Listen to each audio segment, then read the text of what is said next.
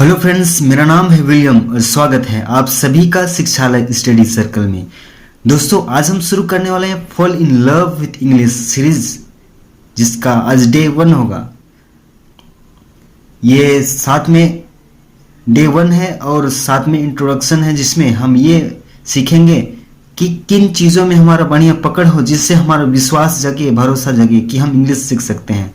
जैसे इंग्लिश में noun, verb, subject क्या होता है, ऑब्जेक्ट क्या होता है, हेल्पिंग वर्ब क्या होता है, इन चीज़ों का तो ज्ञान होना ही चाहिए। फिर साथ ही साथ किन किन ऐसे टॉपिक हैं जिसका बढ़िया पकड़ होना चाहिए। जैसे टेंस बढ़िया से आना चाहिए, एक्टिव वॉइस, पैसिव वॉइस बढ़िया से आना चाहिए, मॉडल्स बढ़िया से आना चाहिए, सेंटेंस कनेक्टर का प्रयोग आना चाहिए, आर्टिकल्स में ए एन दा का प्रयोग आना चाहिए, क्वेश्चन टैग हमें क्वेश्चन पूछने का तरीका बताता है तो वो आना चाहिए, कंजक्शन आना चाहिए, और खास बात है कि सेंटेंस का स्ट्रक्चर पता होना चाहिए। जैसे मैं एक प्राथमिक विद्यालय में पढ़ा हूँ तो वहाँ होता क्या था, एक टीचर 1 से 5th क्लास तक सबको देखना होता था।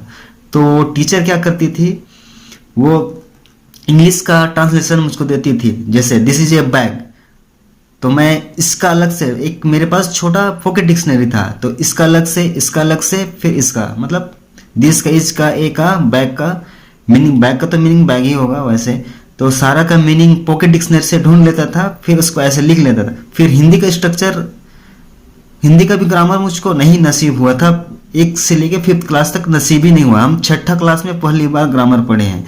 तो पढ़ पढ़ के, जैसे हिंदी का बुक पढ़ते थे लेकिन ग्रामर कभी पढ़े नहीं थे, तो उसमें ये पता हो गया था कि हिंदी का स्ट्रक्चर जो है थोड़ा सा ऐसे होता है और इंग्लिश में ऐसे होता है। तो मतलब इंग्लिश का स्ट्रक्चर और हिंदी का स्ट्रक्चर दोनों अलग है, ये हमको पता चल चुका था।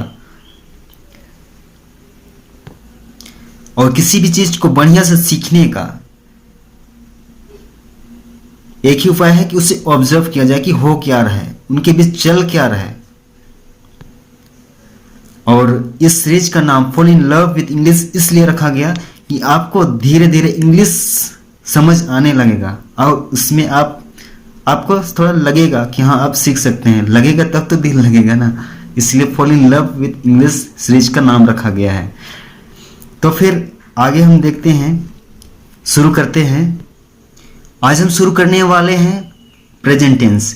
बहुतों को आता होगा लेकिन बहुतों को नहीं भी आता है, तो किसको छोड़े किसको ना छोड़े, इसलिए टेंस भी कवर कर लेना ज़्यादा बेहतर। इसलिए आज हम शुरू करने वाले हैं present tense. Simple present tense में सिंपल प्रेजेंट टेंस, फिर सेकेंड आता है प्रेजेंट कंटिन्यूअस टेंस, फिर थर्ड आता है प्रेजेंट परफेक्ट टेंस, फिर फोर्थ है प्रेजेंट परफेक्ट कंटिन्यूअस टेंस। उसमें फिर आता है सिंपल प्रेजेंट टेंस। फर्स्ट उसको शुरुआत करते हैं तो उसका अफर्मेटिव सेंटेंस का जो स्ट्रक्चर है, देखिए कैसे होता है ना, rule subject plus verb slash verb 5 plus object. जो वर्ब 5 है वो सिंगुलर नंबर 3rd पर्सन में ही सिर्फ यूज होता है और कहीं भी नहीं होता है। तो सिंगुलर नंबर देखते हैं, first person I it mango, मैं आम खाता हूं। Second person you eat mango, तुम आम खाते हो। फिर थर्ड पर्सन है ही सी इट्स मैंगो, देख रहे हैं ना, सिंगुलर नंबर 3rd पर्सन। सिर्फ और सिर्फ यही वर्ब का 5th फॉर्म आता है और कहीं भी नहीं आता है, ठीक है। तो ही सी, ही हो लड़का के लिए, सी लड़की के लिए, इट्स मैंगो वहां आम खाता है, खाती है। Plural number first person we eat mango, हम लोग आम खाते हैं। Second person you eat mango, तुम लोग आम खाते हो। फिर थर्ड पर्सन है दे इट मैंगो, वे लोग आम खाते हैं। फिर आगे है नेगेटिव सेंटेंस। रूल है subject plus do slash does plus not plus verb 1 plus object. इसमें भी जो डज है वो सिंगुलर नंबर 3rd पर्सन में ही यूज होता है और कहीं भी नहीं होता है, ठीक है। तो सिंगुलर नंबर देखते हैं, first person I do not eat mango, मैं आम नहीं खाता हूं। Second person you do not eat mango, तुम आम नहीं खाते हो। फिर थर्ड पर्सन है ही सी डज नॉट ईट मैंगो, ही लड़का के लिए, सी लड़की के लिए, वह आम नहीं खाता है, नहीं खाती है। फिर plural number first person, we do not eat mango, हम लोग आम नहीं खाते हैं। फिर सेकंड पर्सन है, you do not eat mango, तुम लोग आम नहीं खाते हो। फिर थर्ड पर्सन है, they do not eat mango, वे लोग आम नहीं खाते हैं। आगे है इंट्रोगेटिव सेंटेंस। इंट्रोगेटिव सेंटेंस का रूल है do slash does plus subject plus verb one plus object. Singular number है, यहाँ पे गलती स्लैश लगा गया था, तो फर्स्ट पर्सन है डू आई ईट मैंगो, क्या मैं आम खाता हूँ। फिर सेकंड पर्सन है डू यू ईट मैंगो, क्या तुम आम खाते हो। फिर थर्ड पर्सन है does he she eat mango, क्या वह आम खाता है खाती है, इसमें भी ही लड़का के लिए सी लड़की के लिए। फिर प्लूरल नंबर है, plural number first person do we eat mango, क्या हम लोग आम खाते हैं। सेकंड पर्सन है डू यू ईट मैंगो, क्या तुम लोग आम खाते हो। फिर थर्ड पर्सन है डू दे ईट मैंगो, क्या वे लोग आम खाते हैं। फिर आगे है नेगेटिव इंट्रोगेटिव सेंटेंस। रूल है, इसका दो रूल है। फर्स्ट रूल है don't slash doesn't plus subject plus verb one plus object.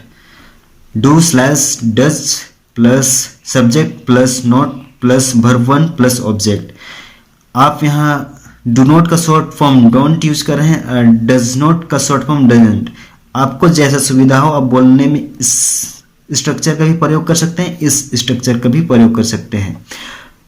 तो मैं जो प्रयोग किया हूँ वो ऊपर वाला का प्रयोग किया हूँ। जैसे singular number, singular number first person है डोंट आई ईट मैंगो, क्या मैं आम नहीं खाता हूँ।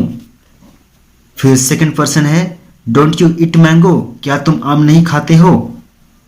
फिर थर्ड पर्सन है डजंट सी और ही ईट मैंगो, क्या वह आम नहीं खाता है नहीं खाती है, इसमें भी सी लड़की के लिए ही लड़का के लिए। फिर आगे है plural number, plural number first person don't we eat mango, क्या हम लोग आम नहीं खाते हैं। फिर सेकंड पर्सन है डोंट यू ईट मैंगो, क्या तुम लोग आम नहीं खाते हो। फिर थर्ड पर्सन है डोंट दे ईट मैंगो, क्या वे लोग आम नहीं खाते हैं। तो एक तरह से कहे तो सिंपल प्रेजेंट टेंस का सारा भाग खत्म हो चुका है। ये जो सीरीज है इसमें हम थोड़ा सा पीछे चल रहे हैं। एक्चुअली बात यह है कि जो सीरीज है हम उसे बोर्ड पे पढ़ाने वाले थे, लेकिन जिस रूम पे पढ़ाने वाले थे जहाँ से वीडियो रिकॉर्ड होता वो रूम अब तक साफ नहीं हुआ है, तो फिर क्यों तब तक रुका जाए, इसलिए वीडियो कॉपी पे ही कुछ दिन चलेगा, बस 1-2 दिन लाइट